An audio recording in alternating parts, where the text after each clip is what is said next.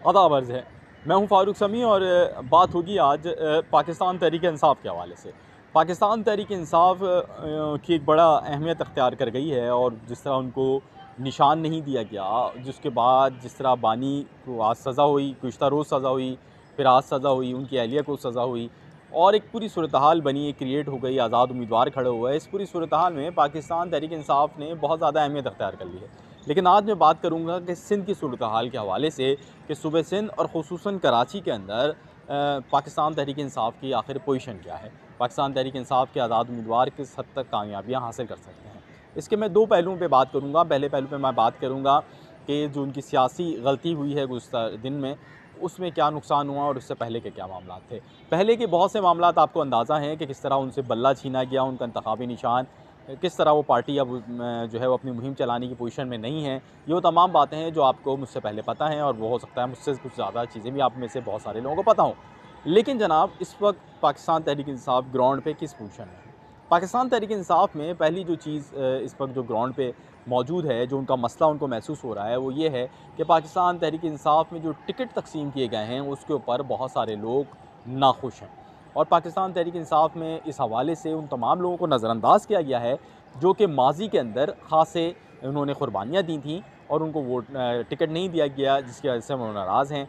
उसके साथ-साथ गुज़िश्ता रोज़ जो 2 सज़ाएँ हुई हैं, उसने भी पाकिस्तान तहरीक-ए-इंसाफ़ को ख़ासा कमज़ोर किया है। इसके साथ-साथ एक बड़ा मामला हुआ है।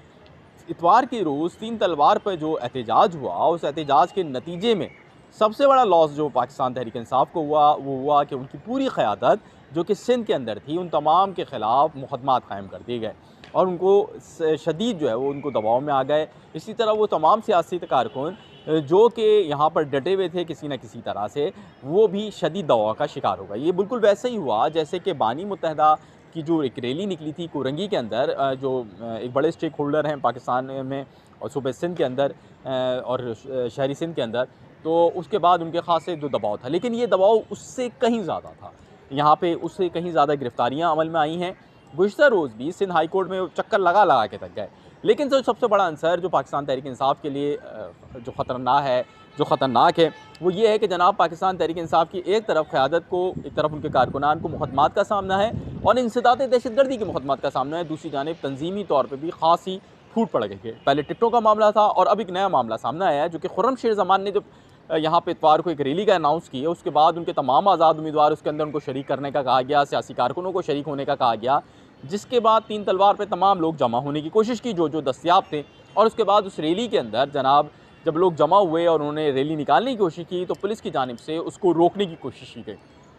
पुलिस का रिएक्शन इतना सख्त था कि वो तमाम मीडिया अरकान जो कि उसको कवर करना आए थे, अगर उन्होंने उसकी कवरेज करने की कोशिश की, तो उन्होंने उसको भी ताकत के ज़ोर पे रोका, जिसके नतीजे में जो एक निजी टीवी चैनल के रिपोर्टर हैं अफ़ज़ल परवेज़, वो ज़ख्मी हुए। एक रिपोर्टर थे जनाब वो मदाखलत करने गए, उनको धक्के दिए गए। इसी तरह एक कैमरामैन से कैमरा छीन लिया गया।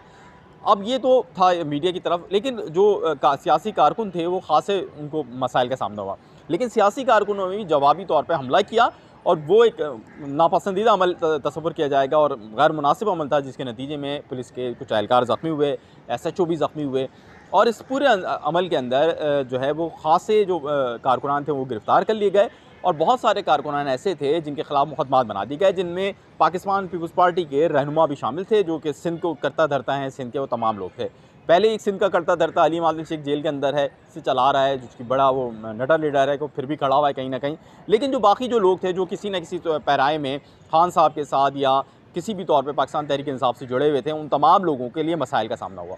इस सूरत हाल को जो उनकी पार्टी क़यादत है, एजेके अब्दुल जलील खान मरवत या दीगर जो लोग थे, उन्होंने उसका सख्त नोटिस लिया और उन्होंने खुर्रम-शेर ज़मान को एक नोटिस भेज दिया। उसके बाद जो खुर्रम-शेर ज़मान हैं, उनके जो करीबी लोग हैं, वो इस हवाले से उस नोटिस में नाराज़ हो गए कि ये नोटिस हमें क्यों भेजा गया। जो नोटिस उन्होंने भेजा उसके अंदर उन्होंने लिखा गया कि आपने जो बानी हैं, बानी चेयरमैन हैं, उनका आपने गलत नाम इस्तेमाल किया कि उनके कहने पे मैं ये कर रहा हूँ, ऐसा नहीं था। आपने जो उसके बाद उनकी गलतियाँ बताई गई और उसमें बताया गया कि आपके सिर्फ इस अमल से पार्टी को इस कदर नुकसान हुआ कि हमारे जो हज़ारों कारकुन हैं वो इस किसी भी एक्टिविटी करने के काबिल नहीं रहे हैं, हमारे जो कारकुन हैं वो कहीं जा नहीं सकते हैं। हमारे कारकुन जो है वो अदालतों के चक्कर लगाने पे मजबूर हैं। गुज़िश्ता रोज़ भी उनकी जो मीडिया जो तर्जुमान भी नहीं थी, फलक अलमास और दीगर जितने भी लोग थे, वो सारे इंसदाद दहशतगर्दी की अदालतों के चक्कर लगा रहे थे। आज भी इंसदाद दहशतगर्दी की अदालतों के चक्कर लगाते रहे हैं उनके कारकुनान। उसकी मैं वीडियोज़ भी इस के अंदर शामिल करूँगा, इस पूरी उसके अंदर। तो आज भी जो है 30 से ज़ायद कारकुनान थे जनाब, उनको इंसदाद दहशतगर्दी की अदालत में पेश किया। गुज़िश्ता रोज़ भी इंसदाद दहशतगर्दी की अदालत में इतने ही कारकुनान को पेश किया गया था। और आज जो था इंसदाद दहशतगर्दी की अदालत में पुलिस की जानिब से इन कारकुनान का 13 रोज़ के जिस्मानी रिमांड की इस्तदा की गई थी। तहम इंसदाद दहशतगर्दी की खुसूसी अदालत ने इन मुल्ज़िमान को रिमांड नहीं दिया, इन सियासी कारकुनों का रिमांड नहीं दिया, बल्कि उनको अदालती तहवील में जेल भेजने को हुक्म दिया है। अच्छा जनाब, पहले इनके कुछ लोगों के नाम भी बता देता हूँ जो गिरफ्तार मुल्ज़िमान हैं। उसमें कौमी असम्बली के उम्मीदवार हैं, आज़ाद उम्मीदवार के तौर पर खड़े हुए थे मुअज़्ज़मुर रहमान। इसी तरह सूबाई असम्बली के उम्मीदवार वहीदुल्ला भी शामिल हैं। और दीगर मुल्ज़िमान में जो है ना मोहम्मद बिलाल हैं, मोहम्मद आरिफ हैं, खैर मोहम्मद हैं, आसिफ अवान हैं, अथर ज़मान हैं, वक़ार हैं, इलियास हैं, यासिर हैं, सज्जाद हैं, हफ़ीज़ुल्लाह हैं, गुलफराज हैं, रिज़वान अख्तर हैं, अयाज़ हैं, शाहज़ेब हैं और मोहम्मद ज़ुहैब, शुएब, आसिम खान, शमरोज़ खान, ये तमाम लोग शामिल हैं जिनके ऊपर इनमें से बहुत सारे लोग आज़ाद उम्मीदवार हैं। ये ज़हन में रखिएगा, ये आज़ाद उम्मीदवार हैं और ये जेल में होंगे जब इंतखाबात हो रहे होंगे। पहली सरगर्मी नहीं है, लोगों को नहीं पता कि आज़ाद उम्मीदवार जो हैं वो कौन हैं।